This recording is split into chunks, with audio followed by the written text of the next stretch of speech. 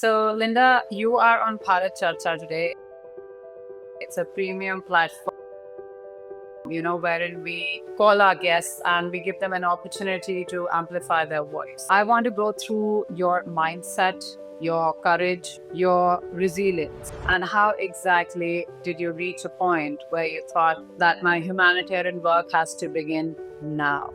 Why I do what I do is really comes from my upbringing and my parents to start with. My parents were always great community service minded people. Right. And so I was very naturally brought up in a family where it was absolutely the right thing to do to help others. I mean, it was to make other people smile, to lend a helping hand, to cook them a meal. But when I was very young, in my early 20s, I got married. And I had two beautiful children. But very soon after that, my marriage failed. And it's just life, that's what happens. And so what I had to do then was actually find a job where I could earn more money, because I really wanted to be that independent woman and take care of my kids. And so this is where I made the mistake. I took a job for money, not for heart and not for path. And it was a sales job and I was very good at it and I won all the awards. But then one day, about 6 years into the job, when I was driving my car from the north to the south of England, I had terrible stabbing pains behind my eyes. The curtains came down and I went blind. And I remember that absolute fear, panic, my life is over, why me, what have I done, I'll never see again, I'll never see my kids again, I won't work again. And as I went through that whole realm of emotion, I came back to prayer. Right. And the prayer was, if my sight comes back, I promise I will find what I was born to do. Oh my God. So, Linda, you are on Bharat Charcha today. It's a premium platform, wherein we call our guests and we give them an opportunity to amplify their voice. And honestly, when I say that, you are way more special than other guests that I've had. Something extraordinary about you, which I'm sure today the audiences are going to hear on this podcast channel. And I'm so glad that you said yes to this podcast. Above all, you are the 12th most powerful woman on this earth. Why I say that? Because you are an international humanitarian and you've been working on saving lives. You are again the reason to create sustainable economic solutions to uplift the challenged communities, right? And you've also taken our people from the grip of poverty and depth of disaster, which we love about you. And at a place where we had a brief conversation about your entire work and the experiences that have led you to what you are today. I want my audience to hear everything about you. It's very kind. Thank you so much. And thank you for a lovely, warm welcome. I appreciate it. It's a pleasure. It's a complete pleasure to have you here. And there's a small little gift for you from a very dear friend. His name is Kazim Samandri and he has a bakery cafe, La Opera. Thank you so much. Not at all. This is really wonderful. Wow. That's just for you. Thank you so much. I do appreciate it. Thank you. Wonderful. So my first question that goes with you is, beyond the biography, I want to go through your mindset, your courage, your resilience, and how exactly did you reach a point where you thought that my humanitarian work has to begin now and the world needs me. Of course, we all know that, you've done so much. You've done, you've also worked with King Charles and Dalai Lama and many more people. So just tell us a little bit about it. Yes, I mean, I think why I do what I do is really comes from my upbringing and my parents to start with. My parents were always great community service minded people. Right. And so I was very naturally brought up in a family where it was absolutely the right thing to do to help others. I mean, it was to make other people smile, to lend a helping hand, to cook them a meal. I remember my mum, if there was a lorry that had broken down outside, she'd rush out with a cup of tea or Right. you come and sit inside, don't stay in the sun. And, the smallest things. So I observed her constantly wanting to make a difference and be of service. So definitely it started like that. And then I naturally went in to a career in becoming a nurse. And it was interesting because I could have or should have become a doctor because I went to a very good school. But I wanted to be hands-on. I really wanted to be practical. And it was, I must admit, the greatest backbone for what I then continued to do with my life. So I had this incredible 10-year career as a nurse. But when I was very young, in my early 20s, I got married and I had two beautiful children. But very soon after that, my marriage failed. And it's just life. That's what happens. And so what I had to do then was actually find a job where I could earn more money because I really wanted to be that independent woman and take care of my kids. And so this is where I made the mistake. I took a job for money, Right. not for heart and not for path. And it was a sales job and I was very good at it and I won all the awards. But then one day, about 6 years into the job, when I was driving my car from the north to the south of England, I had terrible stabbing pains behind my eyes. The curtains came down and I went blind. Oh my God. And I sat there on the hard shoulder, way before the time of mobile phones. And I remember that absolute fear, panic, my life is over. Why me? What have I done? I'll never see again. I'll never see my kids again. I won't work again. And as I went through that whole realm of emotion, I came back to prayer. Right. And the prayer was, if my sight comes back, I promise I will find what I was born to do. Oh my God. So, I always tell this story because it took me to have that huge wake up call to really find my path. And of course, I did everything in the sales job for the right reasons. I needed my kids to be happy and well fed and school trips and X, Y, and Z. Right. But actually, I had gone so off my path that the universe said, you're going to wake up. Right. And I went blind. So, that temporary phase of yours, it lasted for how long? Only 2 hours. That's unbelievable. I mean, this is why. But that 2 hours was the most precious 2 hours of my life. Right. Because actually, when you fast forward to today, Right. and the hundreds, millions, thousands of people I've helped, if that hadn't happened, who knows? Yeah. Who knows if I just continued on in the same way? Right. And, I was so unhappy in that job. And this is what, again, I feel we all need to. I talk about this a lot because our litmus test must be how happy we are, because our happiness comes from our meaning, our contentment, our fulfillment. Yes. And although I was good at selling and I was earning good money, oh my goodness, I was miserable. I would cry, I would drink more wine, I was just miserable. Right. And of course, that was just creating most stress in my body. So you think that stressful induced pain or blindness was due to the job that you were unhappy with? Definitely. Definitely. Yes. Which means that people should only do things that they love because your body knows when it's a no. And if you're still surpassing every signal that you get through your body, this is what happens sometimes. I really believe it. I really believe that we can create our own reality. And I think that we have to be very aware, literally, we should be checking in on our feelings daily, actually, not monthly or 6 monthly or yearly. Right. Because it is our feelings that are giving us the direction of if we're on the right path or not. Right. And I don't know if I should say this, that fortunately, God gave you a signal. You took the signal and you decided that, okay, if I am unhappy here, I get my eyes back, my sight back, and this is what I would do to the world. So that short span of time changed your world entirely. Completely. Your decision, the prayers that you did. And, it feels that there was a force that was backing your decisions and you just went with it.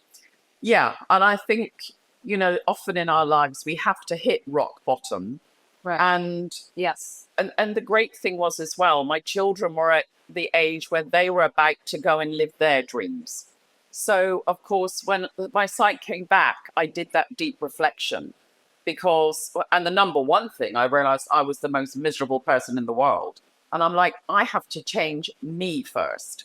My mindset, my approach to life, my language, my thinking. Yes. And literally, in fact, I wrote this interesting course and I called it Emergency Zen because I could tell that quickly I had to control my mindset and my thinking and my thoughts, because without that, I was going to continue on down that same path.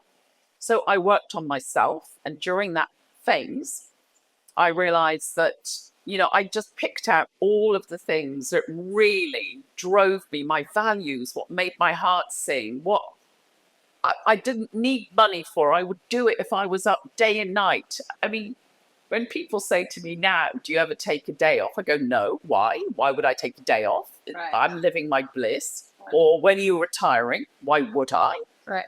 This isn't a job. It's a passion. It's a passion. And, this is what I'm also, especially when I'm talking to young people, right. We've got to, encourage what spark is within them, because these are all signs of what we are born to do.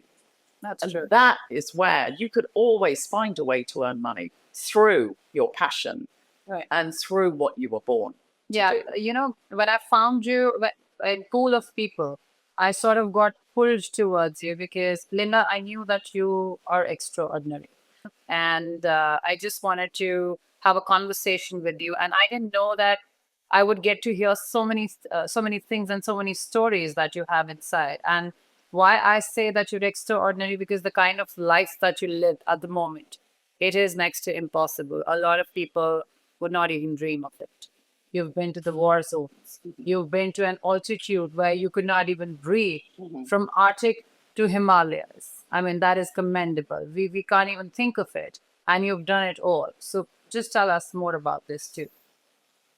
Yeah, so when my children, as I say, were then happily living their dreams, my daughter was off to university, my son to the army, I realized that, well, in fact, I made a pledge that I would help people in the worst places on earth at the worst time of their lives. That was my pledge. And I think when you take that massive step, because, I'm a privileged person. I was born in England. I had a great education from a lovely family, and I had all the comforts one could possibly need. And when I decided to do this, I'm like, I wonder if I can. It's like, because you don't know. Right. But none of us know the courage or the abilities we have until we take those steps. And it's scary. But one of the things that I realized, that I did test myself to see if I could do it for the first year, to see if I could live in a country where I really didn't like the food, or whether the sanitation was pretty poor, and where no one spoke English. And actually, I felt that my life skills and who I was as a person, I could add value. But the key point then, what I did was I sold everything I owned. Wow. And that to me was a statement to the universe. I am so committing myself to being of service that I will not be held back by material possessions. So I literally sold my house, my car, my paintings, my books, everything. What happens to your kids then? My children, were they happy with your decision? Well, it was so interesting because when I was a single mum, we became a very tight threesome. Mm-hmm. And my fear, and I could see what was happening, was they were going to sacrifice their lives for my happiness. Oh, Mum, you're going to be on your own. We won't go on that holiday. We won't go to university in London because you'll be on your own. I'm like, no, this is your life.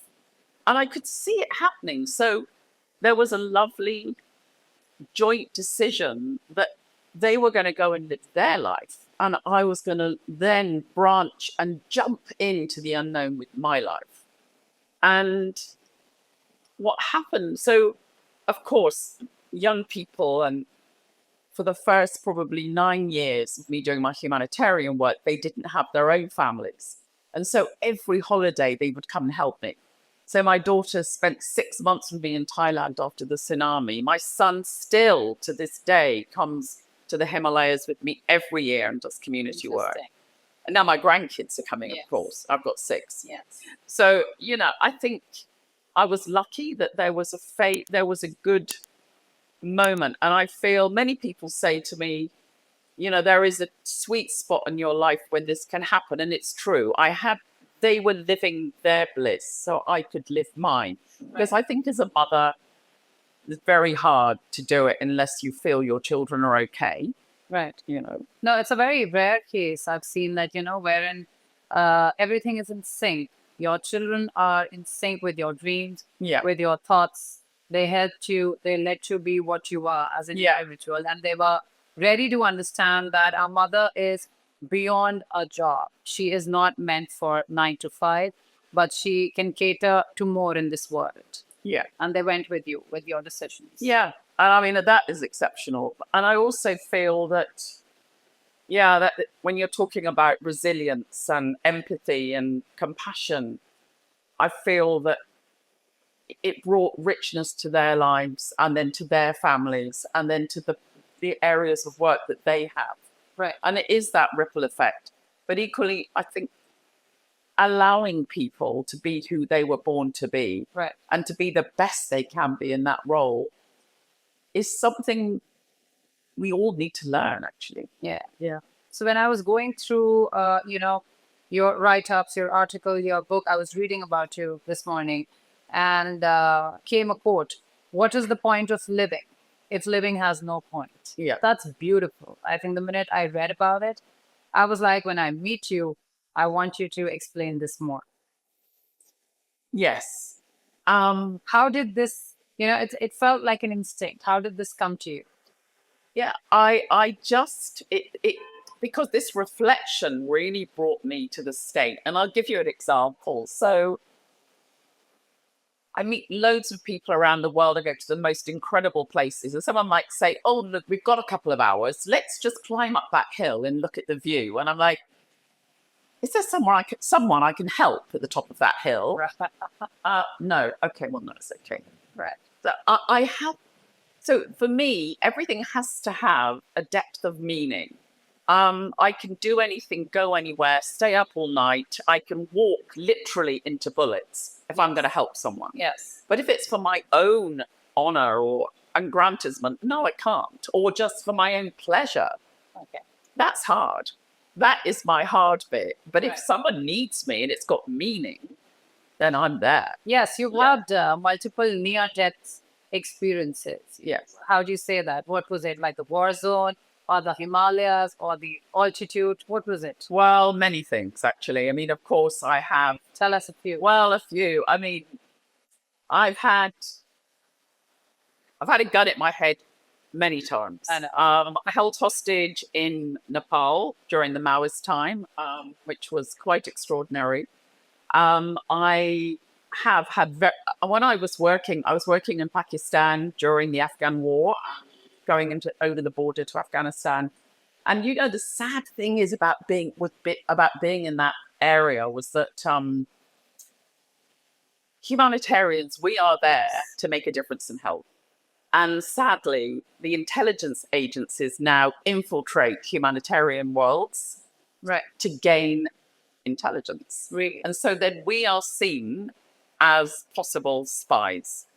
So when I was working in Afghanistan, Pakistan, I was being followed each day as if I was a spy. So people wanted to kill me most days. And that is not comfortable because you are there to work with the communities and help. So I've had that sort of daily threat when I've been in a war zone. Equally, really severe moments when, especially, 2 times when I was in Nepal during the Himalayas, during the Maoist time, when I thought that was my absolute end and no one could save me. But I promise you, this is something special about if you are on your path, there's some protection out there. Yes, I believe in that. And I promise you, I've been so close to death so many times, and yet I am with someone who becomes this incredible real life hero. Yeah.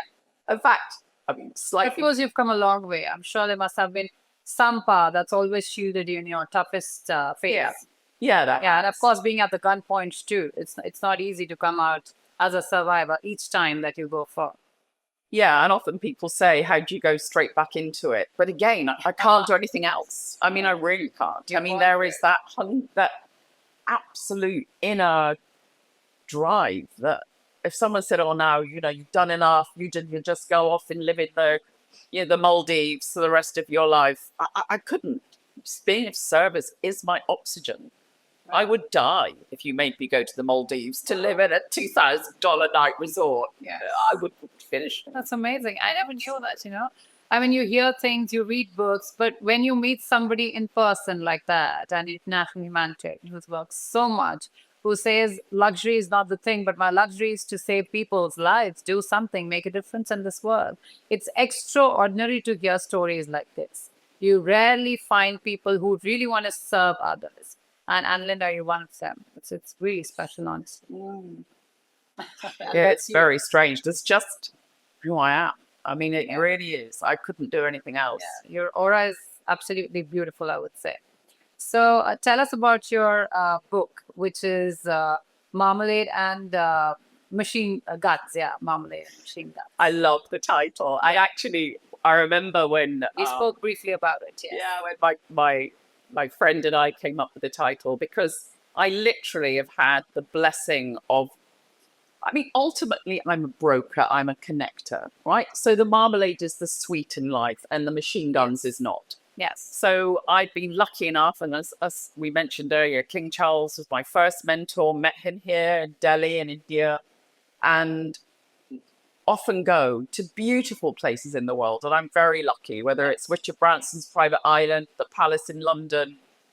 But of course, my real home is the front line, and that is the danger zone. And that is, so this book, really, I wanted it to convey what it really is like living day to day on the front line, and the joy and the happiness actually you find, and serving people, and being with people at the worst time in their life, when you really, I have seen more death than had hot dinners. You can imagine. I've seen more gory, gruesome death. I've seen more babies die and young children drown and blown up, and yet I must say the communities I worked within in the poorest places in the earth are probably happier than London. Because people pull together, and London is a great place, of course. But when the chips are down, you see humanity at its best. I was in Thailand during the Asian tsunami of 2004, and I stayed for 2.5 years. Yeah. And there's a few chapters in that book actually about the Thai tsunami, and I remember the Red Cross saying, please volunteers, don't come because you'll be a burden on the people. And I saw exactly the opposite. I saw 10,000 people come from all over the world. I saw the elderly. They came and they were the huggers. They would just come and hug people and love them. Yes. And then I saw the carpenters who came and helped rebuild the boats, and the nuns who came and just said prayers, and the children who came and cleaned the glass off the beach. Wow. Then I had a call from Winston Churchill's granddaughter, Arabella Churchill. And she said to me, Linda, I've got a mobile circus. Right. Can I bring it out? Wow. For weeks, we had jugglers, stilt walkers, clowns, beginning to heal that community. Everton football team gave me a call. Can we bring out our first team to play with the kids who have lost their parents? They are still coming to this day. I'm a magician. My dad's a magician. All my family are magicians. The Magic Circle in London sent out magicians. this is human kindness at its best. Yes. All I was the connector.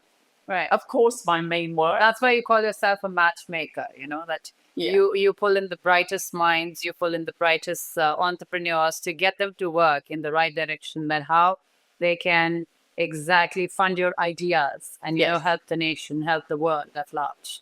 So you have to tell us about your 4 organizations that you're running at the moment. Yeah, I mean, well, I've really got to just backtrack to King Charles because he deserves this praise. Because when I mentioned King Charles, and he was a prince then, Yes. that I was only going to work with the private sector and students. I'm not a charity, and I don't work with any government organization. Yeah. And he said, well done, because they're the most underused resource in development work in the world. He then went on to say, promise me something, though, because you will inspire people to do good. And what they will do is they will get out their checkbook and write you a big check. Don't pick it up, he said. Do not take the money. Okay, Your Royal Highness, why not? Yes. And he said, the money is for the moment. They are for lifetime. Right. They will fund your project, but you must only accept their money if they give their time and their talent. Very well. That is the jewel. True.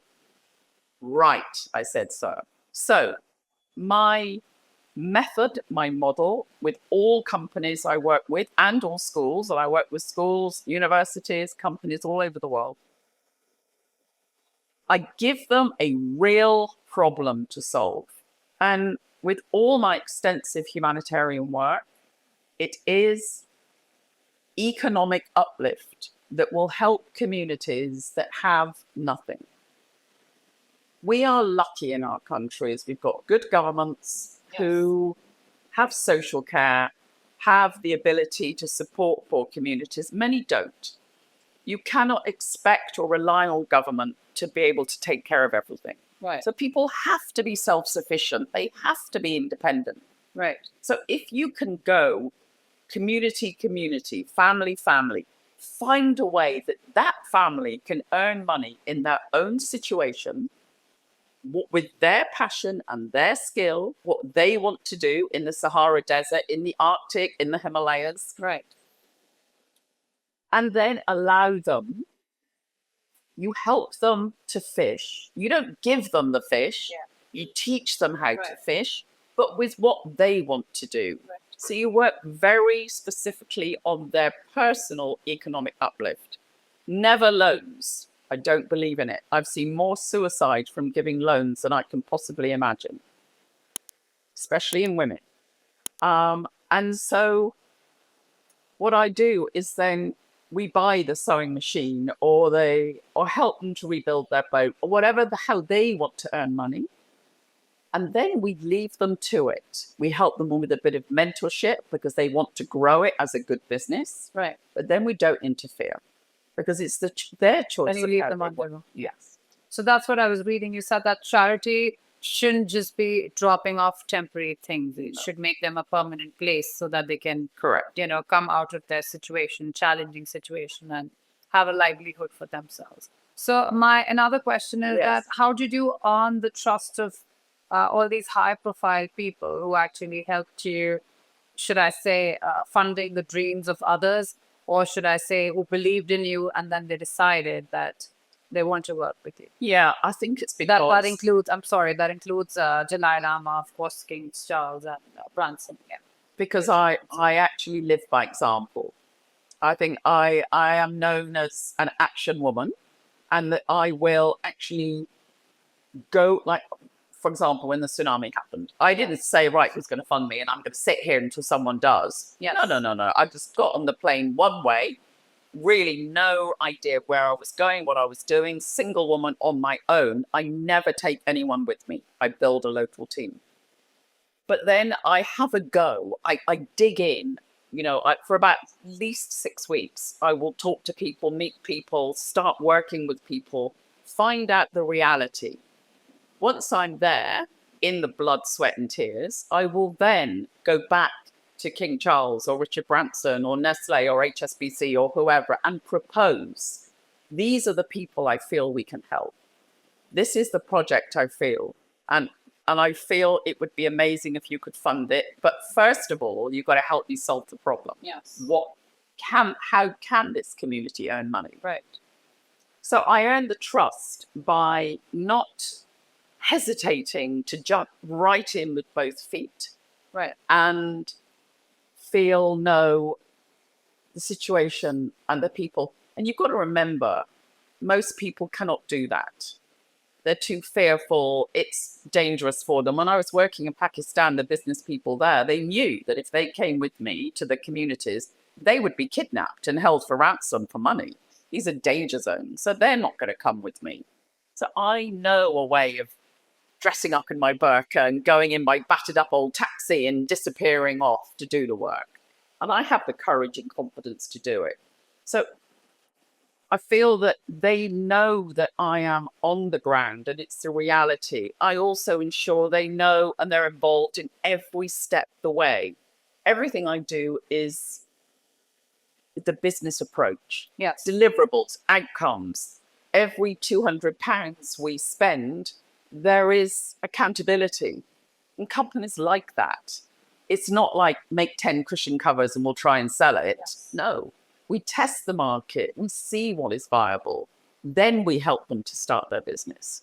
How So explicitly, you've put things together. I mean, it's just so easy to understand. I'm sure anybody hearing us today would know that how you began, how you channelize, how you plan, and then you propose, and then exactly you execute. So it's phenomenal. Not that everybody has that kind of clarity to execute this plan. And when you said, I don't know what am I going to do, but I always head for something that I know there's a fall, I have to be there. Let's see what can be done. And on the ground level itself, you create the team because you're a single army yourself. Yeah. One-man army, I would say. Yeah, and I think that's very important to me. And I do feel that many charities lack that, where they go in with a whole posse of people from their home country. Yeah. Because the local people know. And also they know the pitfalls. They know what to look out for. They know the ones to trust. They know. And that's why even to this day, I never go in and say, I want to help that community. No, I go to the village elders and say, please guide us. Or I go to the head lama or the head monks or the head religious leaders and say, we are here to be of service. Please suggest where we go first. Who are the most vulnerable? So we go in with humility. We really, every step should be like that. That's beautiful that, you go with the system. You make sure that you're giving importance to the right thing. Yeah. You're understanding how the culture there is. Yes. Who are the right people to approach, bring them together, form a ground, get local people together, and then work on a cause. Yeah. That's amazing, Linda. How do you get that clarity? From where is that your experience that says, or ever since? Some people are born with that clarity. I think part of it is just having, it's that extreme empathy. I think I've always been that way, to try and deeply wear the shoes of someone else. Yeah. So whether it's a Muslim community, Hindu, Buddhist, tsunami, disaster, war zone, what would I want? What would I feel? Yes. And how could I support? Yes. And I think when you're in this type of work, if you operate from that, you can't go wrong. Yes. Yeah. And I love the name of your, organizations, Be the Change Academy, The Race for Good. Yeah. So just tell us a little bit about that too. Yeah. I know you briefly told us that, there's always a plan and, you bring in people and that's how you pick up brightest minds and then you want to work with them. But how did you select the names, the titles, and how did you form these 4 strong organizations? Well, Mahatma Gandhi, be the change you want to see in the world. Come on. I mean, it's like my mantra and has been forever. And I feel all of us should live like that every day. And so that's how that came about. And then equally, Race for Good I developed because you got to think of the communities I really want to hang on to. They are busy people with fast-paced lives. So I wanted them to realize that I don't need much of your time. I might need an hour a month. I might need an hour. All I need is quality time, you and a team. I put it in a competition. I'll make it fun. This is the family, but let's race against each other for the best solution. And then the village elders will be our judges. Yes. And we'll all present our idea. And in a school setting, and I'm now just about to work with a brilliant school from England, which is about to start in Japan, called Gordonston. And the kids love it because they learn about other cultures and religions. And say I'm working with a Muslim community and they start suggesting a pig farm. I'm like, whoops, no, we can't do that one. They don't eat pork. Yeah. And so the depths of learning is extraordinary. Yes. I'm working on climate change now projects in the Arctic and Antarctica. And so, but I make it fun and exciting and the learning on many, many levels. And to win, to be part of my race for good, they have to be the ultimate detectives. Right. They can only win. And winning is helping someone if you deeply wear the shoes of someone else. What's it like to be an Inuit in Greenland when you have one delivery of food a year? Oh my God. A year. Oh my God. Yeah. So you say that to someone in Japan whose 7-Eleven store is restocked 4 times a day. Oh my goodness. They are pushed to realize that if you can't hunt for your food, you don't eat. And with the sea ice melting with climate change, you don't eat. Yes. So it's extreme empathy. So the race for good is that fun, exciting, competitive, but it's all for good. Yes. And it's all implemented. Yes. And one thing, which is again very key for me, nothing is theoretical.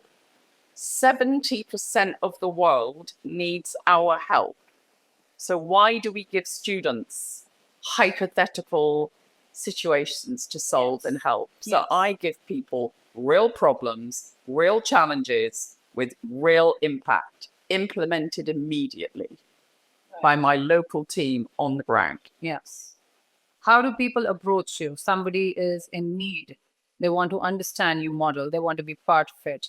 I won't say volunteers, but of course there are so many people who are in trouble. They look for clarity. It all begins from here. Yeah. If you're not mentally healthy, if you can't really think, you can't really visualize, what do you do next? Nothing. So what would you tell people that how they should approach you? What's the easiest way to do it? Through my website, lindacruse.com. I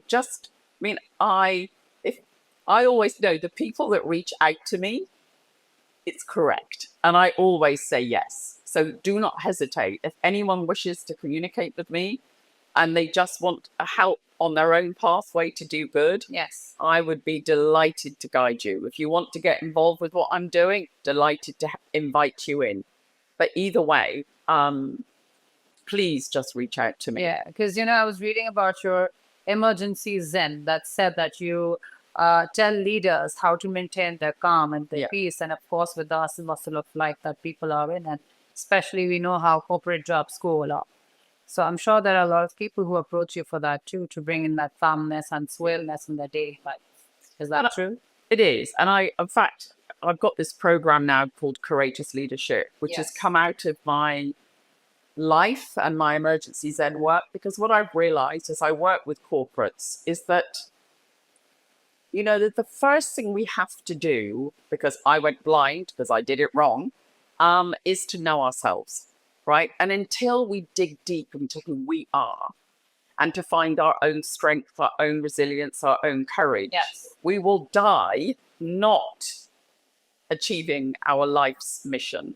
And so that's why I run courses on courageous leadership and emergency Zen to help people to be themselves and live with no regrets. Because often I say to people, you come with nothing and you go with nothing. Yes, that's true. At the end of the day, all I you wish have a is lot that of them story. could understand that. Yeah. And, you can't take it with you. And I remember I gave a talk at the Emirates Stadium in London. And it was to all these bankers. And they were all there in their grey suits and bowler hats. And And afterwards, and I was talking about courageous leadership and emergency zen, I had this banker on after me, and he said, all my life I wanted to be a chef. And yet I've done this job that I hate as a banker. Yeah, I've got good money. I've got a yacht and a car and a house, and my kids go to private school. Yes. And I'm like, you want to be the person you were born to be, but you have to know who you are. And I do believe, going back to me changing myself, I teach people how to change their thoughts, to change their approach, to honor themselves. Because I feel many people in the corporate world do not. And they don't, and this is why I teach it in schools as well. Because if we can teach it as young as 5, get those kids to really know that they have the power within them. True. Just by their thoughts and by their works. Yes. To create their own destiny. I think this episode is going to serve so many people who are just away from just sitting and thinking and imbibing the environment around us for a minute, and thoughts that they can give to themselves, peace that they can create within. So in your case, when I'm talking to you, I think everything has been created within first. Maybe you have that grasp because you meditate or you breathe, or there is something that you do. That's why there's so much of calmness in your aura. And if people hear this out today, I think half the class is already done for them, because there are so many lovely points that you've told them to begin your life with. How do you begin your day? When the first thing in the morning, how do you spend that? Well, and this was taught by my dad, right? So my dad, who is now in his 96th year, Wow. and when I stay with him, he comes out of his bedroom and he goes, I made it. And you're like, joy, Yeah. gratefulness, happiness. So I've had that all my life. And so the way I start my day is I will wake up and the first word I say is thank you. And then I make a pledge, and it's today I will make 3 people smile. And that can be, of course, I'm a humanitarian, so that's easy for me. But actually, it could be opening the door for someone, having a conversation with a friend who we know is unhappy. Yes. It's if we're intentional about bringing joy to the world. So I start the day like that, and I end the day in a similar fashion. I will, of course, we all have good and bad things that happen during the day. Life is not Instagram. And at the end of the day, I will always focus on good things and gratefulness. And if nothing great has happened, I say, thank you for my eyes. Thank you for my, there's always something. I know. What does it feel to do that? That's true.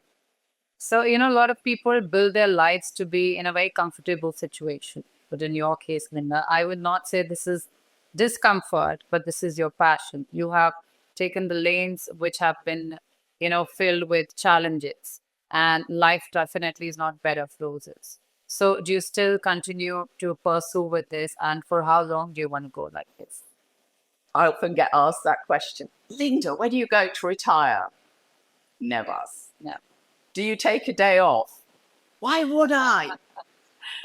No, it's my life. It's my passion. It's my oxygen. Yeah. I'm always looking for wheelchair pushers. Yes. I'm joking.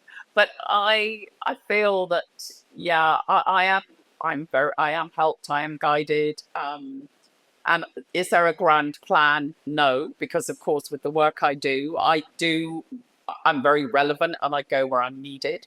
What I love now is I do a lot of keynote speeches, because both from the corporate world and any big organization, I feel that I can move a room very quickly. Yes. And I love that, because I do feel part of my mission is to wake people up. And I love keynote speaking. I love conferences. The bigger, the better. Yes. I love inspiring people. So I think maybe as I go forward in my life, I hope I will do more and more of that. But I feel I'm on my right path. Yes, of course. I'm forced to ask you that I believe in zodiac signs. So I would love to know what's your zodiac sign. I'm a Pisces. You're a Pisces. Yeah, March 21st. And I'm right on the cusp, apparently, of. Yes. But I've been told many times I am in the last second of the zodiac sign, right? So I'm right at the very cusp of the next big cycle. But the first one to be there on the front. Quite. Absolutely. Absolutely. Yes, that's so true. Yeah. So when you're meeting people from extreme poverty and when there are people who face challenges day in and out, how do you keep your sanity, your mental health, your calmness? How do you deal with them? How do you get your energy, your aura? There has to be some strength that helps you build back again. It's tough to be in that kind of situation where people are there to only come with problems to you. Yeah. I mean, I think I do have a very deep spiritual outlook on life, and that is my strength, definitely. And I think I just know I break it down, and I have this way of, all the problems that are coming to me all day, every day. I shine a torch around my feet and I help what I can always immediately. Yeah. And I build from that. And I will not allow myself to be overwhelmed. Yes. And I think that's, I have been overwhelmed, of course, in the past, when I remember being in Thailand after the tsunami and arriving there at the stench of death and the sea full of dead bodies. And you're like, well, how can I run away fast? So I've been there, but I think from my nurse training and from my every day now, I work on just take small steps, 3 small steps, 2 small steps, 1 step, half a step. Keep it small, keep it practical, but keep going. Yes, one at a time. One at a time. Yeah. You have been in the wealthiest of the societies, and you've also been in the lanes of poverty, where people are absolutely in the depths of disaster and drained. What is one thing common between both that you see? This is something that I'd not planned, but since having a conversation with you, it comes to my mind that what should be that common thing about that? Yeah, I mean, love. Yeah. Love is all there. Care for children, people's health, of course. And I think it's interesting what I see, though, that often a lot of wealth creates a lot of fear in people. Yes. People become more fearful with the increased wealth. So people have less fear when they really don't have very much. Right. But the common thing definitely is love. The absolute need for validation, recognition. I remember when I was in the US once and being interviewed on TV, and there was a very famous, can't remember her name now, interviewer, and she said it doesn't matter how you might have an A-list celebrity star from Hollywood, and when the interview is finished, she'll say, "How did I do?" Right? Because everyone needs to know they're okay. Am I okay? Do you like me? Right? So it's, do you like me? It's the love. Yes. So it's that validation, I think, for everyone. It's just so important. Yes. And that's why I am what I do, my teaching to corporates and schools. It's like, let people know what you think of them. Right. Do tell people when they do a good job. Don't keep it quiet. Yes. Share that with them. Say that thank you. Say what they've done and what it means to you. Let people build people's energy up. We can change people's day. Yeah. And then the ripple effect of that, of course, is massive once people start to walk with a spring in their step. Right. So I wish everybody could understand that simple thing. The world would have been a better place to live. Yeah. And no wars and maybe happiness in the lanes. But I'm sure if there are people like you, or we need more people like you, who can actually spread the message and let this world be a peaceful place. So according to you, social media has made us compassionate, or it has disconnected people? Oh, I mean, I think it's really interesting. I'm not very good for social media at all, just because it's just never been my thing. But I do feel it has a role in raising awareness of what is happening in the world. And that should, if it's done to increase awareness and empathy and understanding, I think it's good. I don't like it when it goes to drama and to scare people and increase fear. Then I think it's very poor. And I think responsible social media, responsible journalism is what we should be looking for. Yes. But I think there's just, like everything, there's two sides to it. Yes, but there's too much social media now. Yeah. People don't know who to trust and who to Yeah. not. Yeah. So again, the validation, the genuineness. You don't know what's right and what's wrong. Sometimes you're just trapped between a rock and a hard place, and it's just difficult to choose. And that's why I feel, you know, why I still commit to being a frontline humanitarian. And often people will say, but your insurance won't cover you, you're out there. And it's like, you can't expect just journalists to be out there. You can't. Yeah. You know, I mean, many of the big organizations like the UN, they're not allowed anymore to be out on the front line because of insurance policies and what have you. We've got to be on the front line. I mean, it's, you know, otherwise, how can reality be shared with people? And Yes. and I think, you know, we have to be responsible. I'm not an activist, so I don't really believe in the shouting and the protests, because I feel that can create more divisions.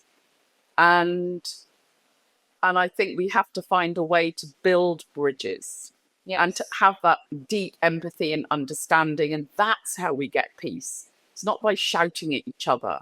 That doesn't, and again, it comes back to energy. Right. It's love that unites. It's not anger and fear and fighting. Yes. And so I will always, and I've worked with nasty, evil people, but you have to find a way of building bridges. Yes. Yeah. And that reminds me of Gandhiji's non-cooperative movement, which says that, you know, you could just be calm and quiet if you want to have protests, but not just go out and use your swords and your knife. Yes, there you are. Yeah, that's true. Yeah. And what surprises you the most when you interact with world leaders? Is there something very surprising, or they're just normal like us? What is it? Well, I mean, of course, they're all very different. I've been lucky to work with people like King Charles, and when you see the depth of their humanity and the commitment to understand, but not to really be on any platform to talk about himself or what he's doing, and using his power and position for good. I mean, it's absolute pure admiration. I mean, that, and I must admit, I've worked with Richard Branson a lot. And again, a phenomenal entrepreneur, someone who can make money as he sleeps, as it were. You know, he's just got that incredible richness. But equally, again, when there's a problem, and I was somewhere when the typhoon hit the Caribbean, and within a heartbeat, he was on the phone to me, Linda, can you come and help? Can you come? And, you know, amazing. I arrived on his private island in Necker. Everything had been destroyed, of course, then. Yes. And we're all camping out. And you can see him move from this billionaire lifestyle to this genuinely warm-hearted human, which, of course, is there all the time. He also has the brilliance of an entrepreneur, just dedicated to helping all he can at that time. So I suppose I'm in a privileged position to see people who have power and influence and who are committed and determined to use it when they can. Yeah. And that is beautiful. This is amazing that, you know, the only name that must have struck him then was Linda, and you were there for him. Yeah. That is amazing. Out of anywhere in the world, we could have called someone, but why only you? I'm sure there must have been way more that others don't know about you, that he saw in you. Yes, and I think, again, I remember the first time I met Richard, because my big thing is business is a force for good. And he watched me, I didn't know, of course, after the Thailand tsunami, helping through involving all these big corporates as well as Prince Charles. And he called me to meet him in Johannesburg. And I remember him waiting for me in the lobby. And I'm like, why is Richard Branson in the lobby? What's he doing? And of course, he'd been watching the work I was doing, because it's the model I use is the business model. And of course, that appeals to business people. It's not give me £10,000 and I'll do good with it. It's like, no, get involved. Let's do a business plan. let's see the outcome from this. Let's not just throw money at something. So business people call me because they know that every penny they invest will do good. And of course, companies aren't stupid. They know also that it's doing great for their people because their employees want to work for a company that does good. The employees want to use their skills for good. And I remember in Thailand, KPMG worked for me, with me. And for 6 months, they gave their staff a day off a month to work on the front line, using their skills as an accountant, as a marketing. And then the global chair came after 6 months to thank them and said, you really have been amongst death and dirt and grief, and you've done great stuff. And he said, but I have to tell you, our productivity has gone through the roof. Yes. Why? They felt good about themselves. So for 6 months, they had been helping people in the worst time. So those people, although they were working less hours, because their energy was so high, their productivity went up. So business is a force for good, for the company profit as much as for the people you help. So it's a great amalgamation of business plus the humanitarian work that you do, the ideas you bring, people you help. So it's everything together, and that's the reason the energy level goes up, and people love doing that. Yeah. Yeah. So of course that's the idea that we get from you, and I wish that everybody could adopt that model which we're talking about now. Amazing. How do you feel that you're so successful today? How do you feel about yourself when I say this? That okay, Linda, I see you like one of those most successful women who's worked with the biggest of the names. But more than that, first you built an empire for yourself, and that's how these people then came to you because you had a model, a plan with you. I mean, it's a very interesting question, actually, because I love what I do so much, and I just work every single day in the same way, and purely want to give myself of service to whatever is around me. And it's as simple as that. I really do not, I still just have the one suitcase, right? I mean, I am, this is the thing. I feel that, I have, and I do know all these people, and I have done all this great work, but it's the day-to-day living and commitment to inspiring and enabling that is my mission, my oxygen, my life. And that's why when in fact, I said it to a good friend this morning, if I die tomorrow, I really don't mind. I have no regrets. I have zero regrets in my life. I really feel that every single day I've done the best I can. And of course, I don't want to die tomorrow, but if I do, I know that every single day I've done my best. Yes. And the concept, a woman with one suitcase, that's amazing. You've been around the world. You don't know where you are tomorrow. And that one suitcase serves everything to you. Yes. Isn't that amazing? I mean, you're just carrying everything so light with you. Yes. It feels there's nothing to lose. No. No. That thought process, you yourself, your imagination, your goals, your work, everything is in the suitcase. And your ideas. That's amazing. I don't want to finish this conversation, but since we have to wrap this up, what is that one message that you would like to give to the audience that are watching you today? And we've had a beautiful conversation with you. It's very inspiring to hear stories from you. And today, when people hear you, they listen out to you, I'm sure they'll learn something and they would want to imbibe your words in their life. So what is that message that you have for people? It's really to dig deep into what gives you meaning.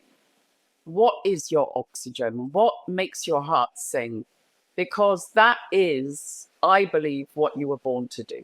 And that, I believe, is our sacred contract. Yes. To dig deep into that In fact, I believe before we're born, we've signed a contract wherever we come from. Yes. We're born as a baby, and then we have to discover what that contract said. Yes. But I think we've got to keep on track with, because of course we could make ourselves feel great by buying the dress or having a glass of wine or that great holiday. But that is great and wonderful, but you dig deep into the meaning. Yes. That real deep joy, that sense of meaning that you know that peace and happiness just comes over you. And that, like I say, that even if you didn't get paid for it, you would do it in any case. Yes. Yes. That's the meaning. Yeah. That's wonderfully put. In fact, it reminds me that you are your own reason to be happy. You don't need a different source or anybody else or any reason that can make you happy, because I feel you as a person, as a woman, as an aura, as an energy is happy within herself first. Correct. And that's why you make the world happy place. That's what I feel about True. It's wonderful. Honestly, it was great having you on the show. Thank you so much. There's so many things that I've learned from you today. And it's very beautifully put, all those words, your worked together. It's absolute pleasure to have you today. Honestly. It's a real honor. Yeah. Thank you It is so an honor much. from my side. Thank you Yeah. so Thank you much, so much for Avantika. being I do there. appreciate it. Yeah, Thank you. Thank you. Wow, this is amazing. I didn't want to end. There's so many more questions, but some things, because when you were speaking about it, there were answers already to a lot Yeah. of questions which I had. But yes, we were mastered pretty well. Yeah, no, I mean, it's you are a very skilled interviewer. Really? And, yeah, very skilled. And we only met yesterday. Yes. Yeah. I mean, how you were able to sort of So I think I just, that's what I said. This is something which is very passion driven. yeah. And if I like someone, if I want to hear what is this, if they inspire me, then I just need 2 hours precisely to go through everything that's Yeah. all about. Yeah, well, I mean, and why I said yes to you and wasn't like, oh, let's not do it today, let's do it in a week's time online. Like, I'm here, Yes. and you said yes too. And I must admit, that also just shows there's an alignment and the Yes. universe just saying this space is True. available. True. So, yeah, Yes. and I love that. I think Thank that's you so really much. special. But Yes. thank you. I mean, who knows where it will lead? And I love that too. And I've found that in my life that, the people that I've met in the most extraordinary ways, and then you never know where it's going to go. And that's the magic in life. Yeah. Why do I feel that always the most unplanned things, they happen the best? Oh, I know. That's how I feel. That's how I have been always in my life. I don't really plan things as such, but they just happen, And when they happen, I feel that, just as you said, that there's a contract that you sign up and it's meant to happen. So that's what I believe. Exactly. Great. It's wonderful Yeah. talking to you. I think you bring the best out of people. Oh, well, thank you. Thank Thank you very you. much. No, amazing. What can I get you? Oh, no, I'm good. No, I'm really good. I mean, No, I'm sure. no, I'm honestly perfect. And it's the weekend. You've got 2 beautiful girls I've heard about. And you should be out there being mummy, right? It's the weekend. Yes, yes. And, But I could always spare time for you. well, you're really sweet. No, I mean, in fact, Nalafar and Shanaz were going to take me to a blind school this afternoon. I think we're not doing it now because the right person isn't there. And so we weren't going to do it and then think it's hot. And I'm going to be back in September, I believe. So, Really? So, it's a request whenever you hear in Yeah. Delhi. I have to see you once. Whenever you hear, I don't I'd be know how delighted. I don't know how frequently you go, but I would love to take you out for lunch or dinner. oh, I'd be delighted. I would be delighted. Thank you so much. message me whenever. Yeah, no, I will. I will. Now we have a connection. I mean, it's easy. Yes. So So, how many books have you written so far? I've written 3. 2 are really still out there in the market.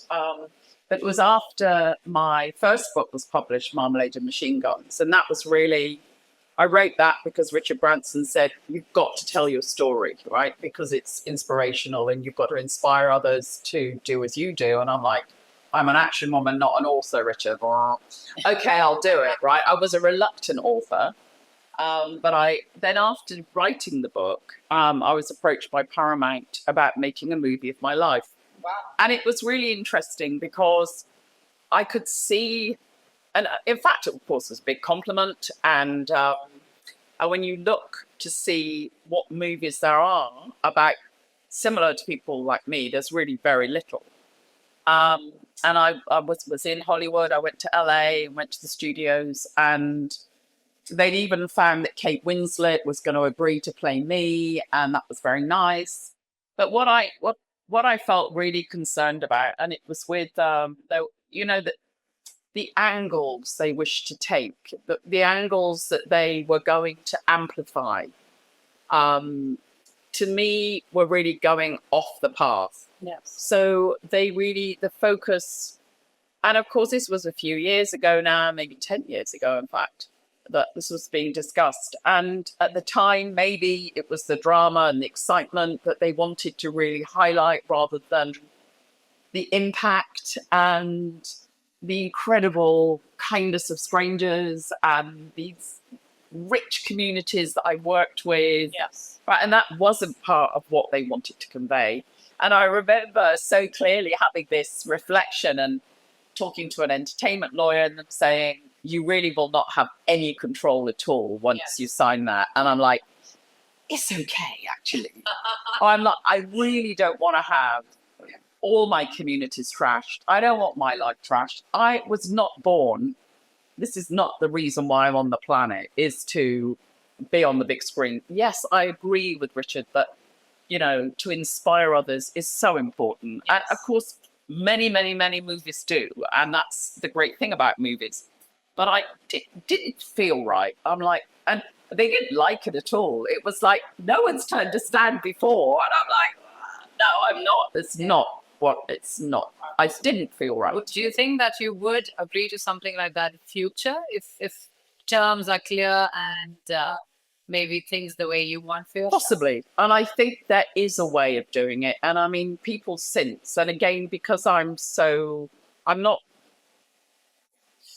fame driven, or I'm not, how can I say, see me over here and see me over here. That's not my driver at all. But I feel many people have said, a type of documentary type thing, Yes. or, again, that world, the media world, I really don't know.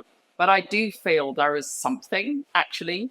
And what I feel is that these incredible communities that I know so well, like the community in the Arctic, who only have one delivery of food a year, fascinating people, resilient people, that literally you are mesmerized just listening to them talk. It gives you goosebumps. I know. I want their voice to be heard. I want them to be heard. So if there was some way that through me, people could get to witness these incredible communities who are thriving, not just surviving, but in very difficult situations. Yes. And I'm due to work. Did you know there's a school in Antarctica? Oh my God. Right. I haven't heard of that. So, the Antarctic Peace Treaty, of course, it belongs to no one, Antarctica. It belongs to everyone. And many of us, like India and the UK, we all have our research bases. Argentina has the only school there, and they've had it there for decades. Really? I'm working with them, and I hope to go and live there soon for a period of time, because their kids are as young as 2 and as old as 15, 18. You can graduate from there. Incredible experience, because these kids, they're not the crusty scientists or the military, or these are young people experiencing the windiest, driest, most important continent on our planet. I want to highlight their voice. Yes. I want their story to be told. So is this going to be your next project? Yes, That's what you're this is what I'm working on now. But there I see a documentary. There I see, if a camera film, they can follow, but not to follow me so much, but for me to say, let the kids speak about what climate change is doing there. Let the kids tell you that their resilience, their determination, what happens when the generator goes out at minus 70 degrees. Right. These are the stories. What the communities I work with in the Sahara Desert or in the Amazon jungle. That's what I see. I think Paramount should give it a second thought. Wow, they're missing in on the something right really way, big. right? In the right way, with the Yes. right type of Yes. stuff. But you know, yeah. I mean, of course, doors never close. Beautiful. But there is something, and but to be able to amplify the kindness of strangers and these unsung heroes, that's what I want. Did somebody tell you that you've got that brightness in your eyes? No. That speak more than the words? Oh, really? Yeah, I do feel when I look at you. Very bright eyes that you have. Oh, it's very sweet. Thank you. Thank you.